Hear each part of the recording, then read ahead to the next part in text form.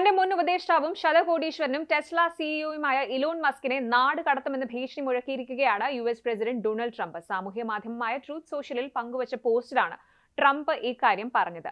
Tech കോടീശ്വരൻ കട അടച്ചുപൂട്ടി ദക്ഷിണാഫ്രിക്കയിലേക്ക് മടങ്ങേണ്ടി വരുമെന്നാണ് ട്രംപ് മുന്നറിയിപ്പ് നൽകിയിരിക്കുന്നത്. ട്രംപിന്റെ ബിഗ് ബ്യൂട്ടിഫുൾ ബില്ലിൽ മസ്ക് ഇടഞ്ഞതാണ് മുന്നറിയിപ്പിനുള്ള കാരണമെന്നാണ് റിപ്പോർട്ടുകൾ വ്യക്തമാക്കുന്നത്.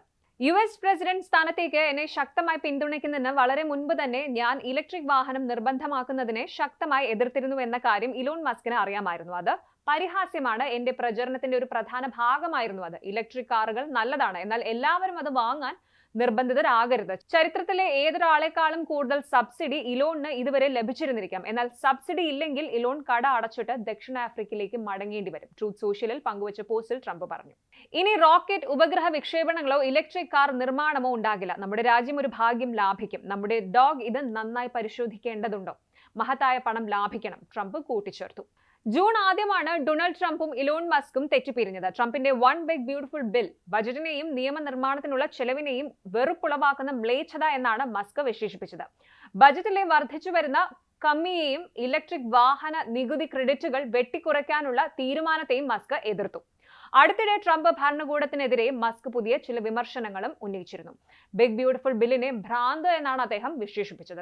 കൂടാതെ റിപ്പബ്ലിക് ഡെമോക്രാറ്റിക് പാർട്ടികളോടുള്ള അതൃപ്തി ചൂണ്ടിക്കാട്ടി മൂന്നാമതൊരു രാഷ്ട്രീയ പാർട്ടി രൂപീകരിക്കുന്നതിനെ കുറിച്ചും മസ്ക് സംസാരിച്ചു. US സെനറ്റിൽ ബില്ല് പാസ്സായാൽ പുതിയൊരു രാഷ്ട്രീയ പാർട്ടി രൂപീകരിക്കുമെന്നാണ് മസ്ക് ഭീഷണിപ്പെടുത്തിയത്.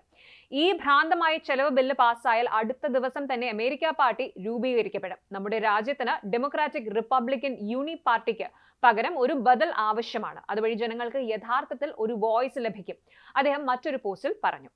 US-ലെ ഗവൺമെന്റ് എഫിഷ്യൻസി ഡിപ്പാർട്ട്മെന്റിന്റെ തലവനായി മസ്കിനെ നിയമിച്ച ട്രംപ് തന്നെ അദ്ദേഹത്തെ ശക്തമായി വിമർശിച്ച് രംഗത്തെത്തിയിരിക്കുന്നു. ആദ്യം ഓവൽ ഓഫീസിലാണ് നിരാശ പ്രകടിപ്പിച്ചത്. പിന്നീട് ട്രൂത്ത് സോഷ്യലിൽ പങ്കുവച്ച പോസ്റ്റിൽ മസ്കിന്റെ കമ്പനികൾക്കുള്ള കോടിക്കണക്കിന് ഡോളറുകളുടെ സർക്കാർ കരാറുകളും സബ്സിഡികളും അവസാനിപ്പിക്കുമെന്നും ഭീഷണിപ്പെടുത്തി.